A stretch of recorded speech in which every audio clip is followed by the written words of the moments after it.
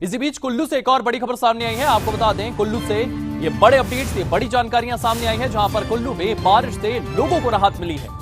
लगातार कुल्लू में बारिश हो रही थी और अब इस बारिश से लोगों को राहत मिलती हुई नजर आई है। लोगों ने राहत की सांस ली है। सड़कों की बहाली का काम तेजी से किया जा रहा है। पिछले दिनों हुई भारी बारिश के कारण काफी नुकसान हुआ था। बड़ी जानकारियां सामने आ रही है। कुल्लू में लोगों को भारी बारिश से राहत मिली है। कुल्लू में बारिश से लोगों को राहत मिली है। लोगों ने राहत की सांस ली है। सड़कों की बहाली का काम तेजी से किया जा रहा है। तो लगातार यहां पर काम किया जा रहा है। पिछले दिनों हुई भारी बारिश के कारण काफी नुकसान हुआ था। लोगों को राहत मिली है। कुल्लू से ये बड़े अपडेट सामने आए हैं, जहां पर बारिश से लोगों को राहत मिली है। लगातार यहां पर तेज बारिश का दौर देखने को मिला है। अब इस मौसम में बदलाव आया है। लोगों को यहां पर राहत की सांस मिली है। लगातार बारिश जो हो रही थी वो फिलहाल के लिए बंद हो चली है। सड़कों की बहाली का काम तेजी से किया जा रहा है। लगातार यहां पर इंफ्रास्ट्रक्चर को डेवलप करने के लिए काम किया जा रहा है। पिछले दिनों हुई भारी बारिश के कारण काफी नुकसान हुआ था। लोगों ने अब राहत की सांस ली है और लगातार हिमाचल प्रदेश और कुल्लू के विकास के लिए काम किया जा रहा है।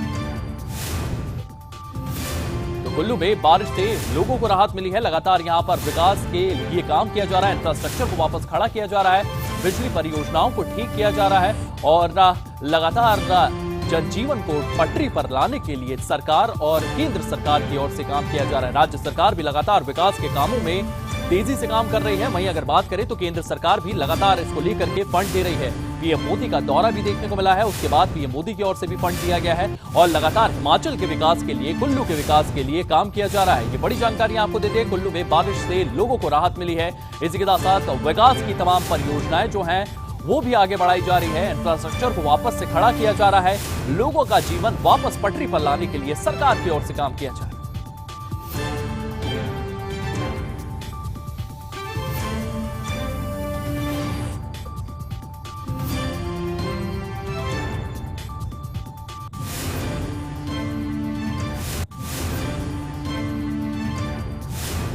और इसी खबर को लेकर के हमारे सहयोगी सृष्टि हमारे साथ कुल्लू से मौजूद हैं। सृष्टि, किस तरीके की स्थितियां इस वक्त कुल्लू में देखने को मिल रही है और राहत बचाव कार्य किस तरीके से जारी है?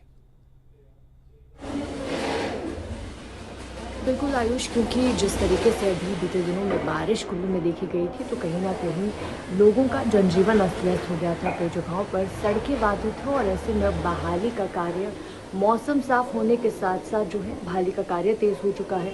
सबसे पहले मैं जो लेह मनाली मार्ग है उसकी बात से करना चाहूँगी। लेह मनाली मार्ग को एक तरफा वाहनों की आवाजाही के लिए अब खोल दिया गया है, इसे बहाल कर दिया गया है, क्योंकि 26 अगस्त को जब यहाँ पर बाढ़ आई थी उसके बाद से ही ये मार्ग बंद था।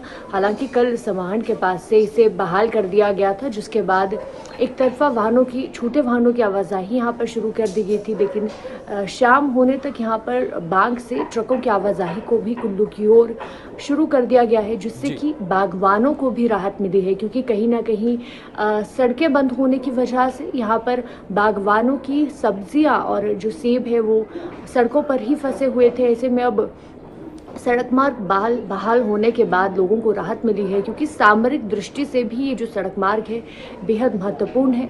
सामरिक दृष्टि से इसका महत्व रहता है, क्योंकि लेह होकर ही जो गाड़ियां हैं आगे की ओर, कारगिल की ओर जाती है। और ऐसे में मैं आपको बता दूं कि नेशनल हाईवे 3 जो है, जो कुल्लू और मंडी के बीच में इस नेशनल हाईवे को जोड़ते हैं, वो नेशनल हाईवे 3 आज वाहनों के लिए जो है उसे बहाल किया गया है। हालांकि जो अल्टरनेटिव रूट कंडी कटौला होकर है वो अभी बंद है। इसके साथ साथ नेशनल हाईवे 3 कुल्लू से मनाली के बीच कई जगहों पर क्षतिग्रस्त हो चुका था, जिसकी बहाली को भी अब NHAI के द्वारा तेज़ कर दिया गया है। क्योंकि यहाँ पर कई सारे ऐसे पैचेस थे जहाँ तक मशीनरी पहुँचाना एक बड़ी चुनौती NHAI के लिए बनी हुई थी। चाहे हम बिंदु ढाक की बात कर ले, कलाथ की बात कर ले, जो ग्रीन टेक्स बैरियर का इलाका है वहाँ पर मशीनें पहुँचाना एक चुनौती थी। लेकिन कल 17 मील के पास भी NHAI ने टेम्परेरी तौर पर इस सड़क को बहाल कर दिया गया है और अब ये 2-3 पैचेस ऐसे रह गए हैं जिन्हें NHAI के जो रेजिडेंट इंजीनियर है वो बता रहे हैं कि 3-4 दिनों में बहाल कर दिया जाएगा।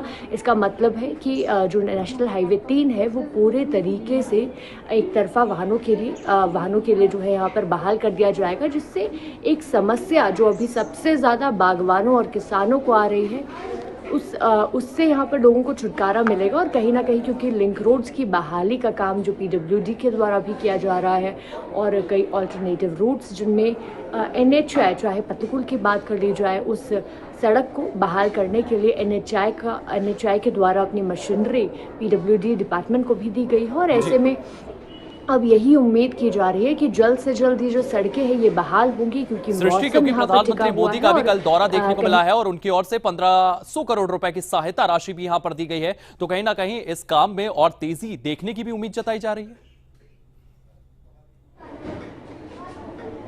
बिल्कुल, कहीं ना कहीं क्योंकि एक बड़ा हाथ जो है यहाँ पर जो कुल्लू मनाली का इलाका है वहाँ देखा गया था, क्योंकि जिस तरीके से इस बार की बारिशों से तबाही हुई है, चाहे व्यास नदी का प्रकोप कह ले, चाहे लैंडस्लाइड्स की घटनाओं की हम बात कर ले, कुल्लू और मंडी का इलाके कुछ ऐसे हैं जहाँ पर सबसे ज़्यादा ये सड़कें प्रभावित हुई है। बंजार की हम बात कर ले तो बंजार 2 महीने से वहाँ पर कनेक्टिविटी का इशू रहा था, नेटवर्क कई जगहों पर रिस्टोर नहीं हो पाया है क्योंकि सड़कें ही नहीं बची है जिसके द्वारा उन ग्रामीण क्षेत्रों तक पहुंचा जा सके और नेशनल हाईवेज भी इस वक्त बंद है, तो लोगों को कहीं ना कहीं दिक्कतों का सामना तो करना पड़ ही रहा है।